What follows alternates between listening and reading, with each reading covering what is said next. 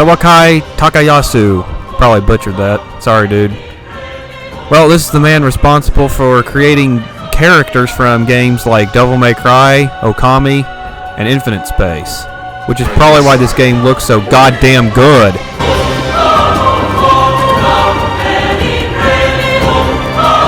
The game's full title is El Shaddai Ascension of the Metatron.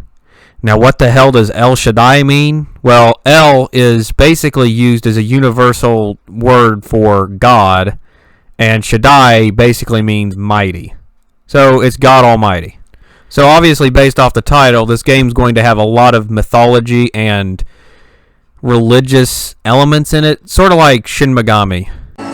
It goes without saying, the graphics are the high point of this game.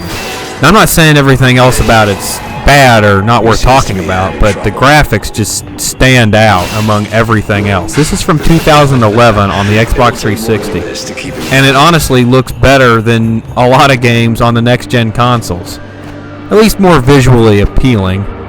The background is always changing. They went crazy with this game's graphics. There's something new on every screen, and there's always a bunch of bright colors, and it's just gorgeous. There is one point in the game, it's a very small part, and I think they went overboard with it. It's almost like they put some kind of watercolor filter over the front of the screen. And it just so happens that this part has the most platforming in the entire game. Thankfully, it's just one little part in the game. Every other area in the game looks absolutely stunning, except this part. I hate this goddamn part. So what is this game's story about? Well, that's a good fucking question. I really don't know. Okay. I mean, it starts out pretty simple. The whole concept is you play as Enoch, who is, in mythology, the first human being to ever be allowed into heaven while he's still alive. And you get powers from God to go fight these fallen angels that have taken over the earth. Otherwise, the world will be flooded, and humanity will become extinct. It's time, Enoch. You ready to leave?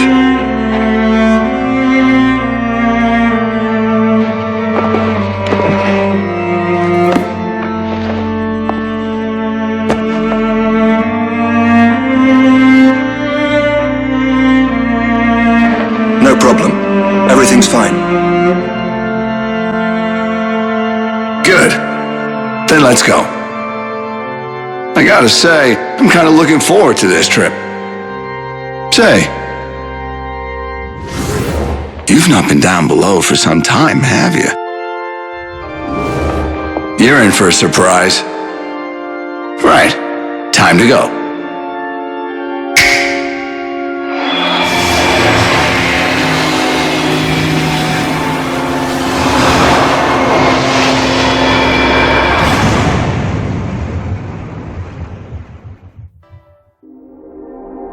Enoch. So the overall story is you're Enoch, sent by God to fight the 7 fallen angels, also known as Grigori. Send them back to heaven before the Council of Heaven floods the earth and ends humanity. Sounds very simple when I just put it that way, but trust me, it's nowhere near that simple. Unless you really look into it and you're able to see through all the layers of this game, you probably won't understand the story to its fullest.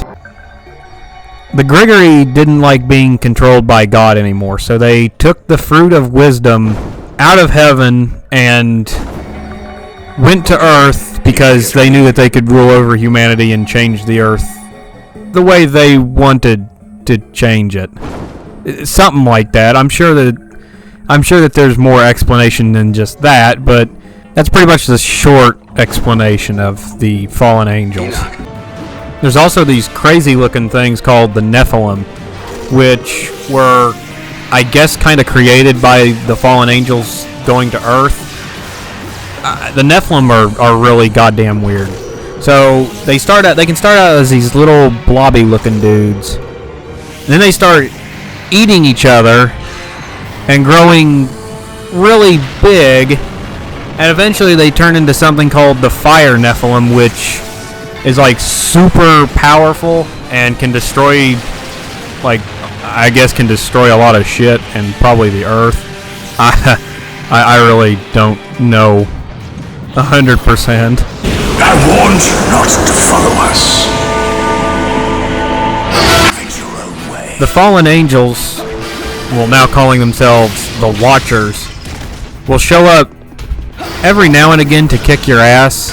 Like, they're really goddamn hard when you first meet them. That is until you fight them in their actual boss fight. Then they're fairly easy. The leader of the Watchers is the fallen angel Samyaza. His first in command is Azazel. There's Sariel, who wanted to understand what love between humanity was, like what it was like to fall in love with a human. Ezekiel, who wanted to know what love between a parent and a child was like. There's Arakiel, who's already been eaten by a fire Nephilim by the time you reach him. Arakiel, who's also already dead by the time Enoch gets to him. And last but not least, there's Armoros, who is the only fallen angel that actually seems remorseful from betraying God.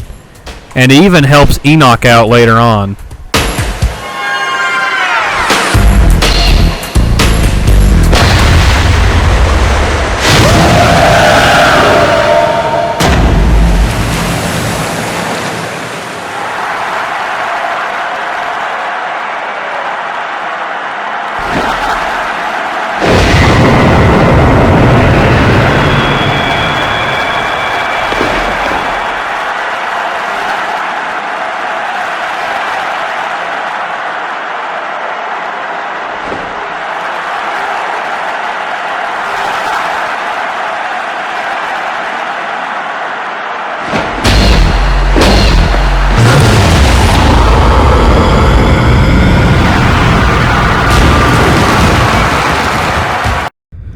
Now it's time for the good guys. We have the four archangels: Gabriel, Raphael, Michael, and Uriel. Uriel seems to do the most out of all of them because he gives you this power called the Overboost, which is basically this game's equivalent of Devil Trigger.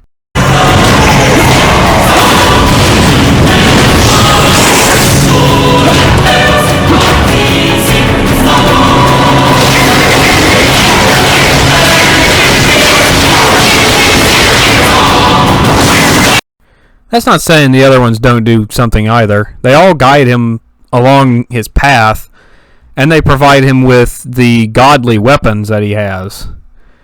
Also, they take the form of these birds when they go to Earth and follow Enoch around. God knows why they do that. And then there's my favorite character in the game, Lucifer.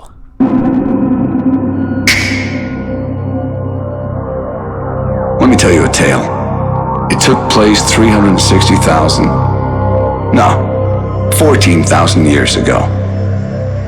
Wow, to me it seems like only yesterday. To you, could be tomorrow. It's the story of a man, known by 72 different names. What should I call him? When we first met, his name was Enoch. If he sounds familiar, then that's because he's Jason Isaacs. Or Lucius Malfoy from Harry Potter. Then there's this little girl named Nana who is looking for God's messenger, also known as Enoch. And I can't really say much else without spoiling the game. Then, of course, there's the mostly silent protagonist, Enoch, also known as the Metatron. The gameplay is incredibly simple. It's basically a platformer that plays exactly like Devil May Cry.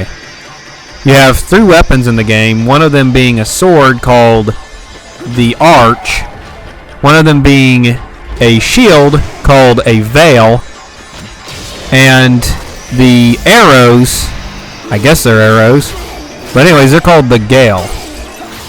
The Arch provides the swiftest amount of mobility, and it has some pretty quick attacks too. The Veil is extremely slow, but definitely the strongest weapon at your disposal. Also, it can provide a perfect block against almost any attack, though if you do take a tremendous amount of damage, your Veil will break and you will be left weaponless.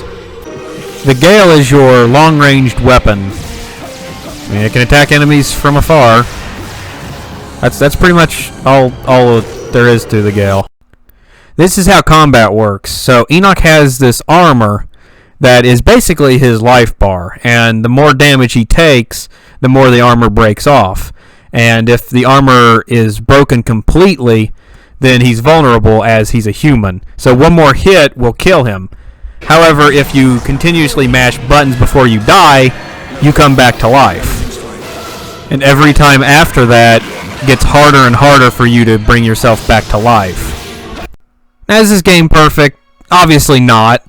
There are some platforming elements that are quite annoying, to be honest with you.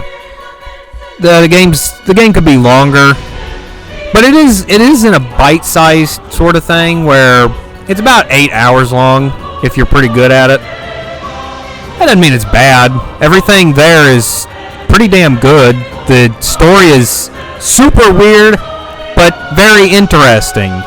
It's engrossing. The combat is addictive and simple, just like Devil May Cry.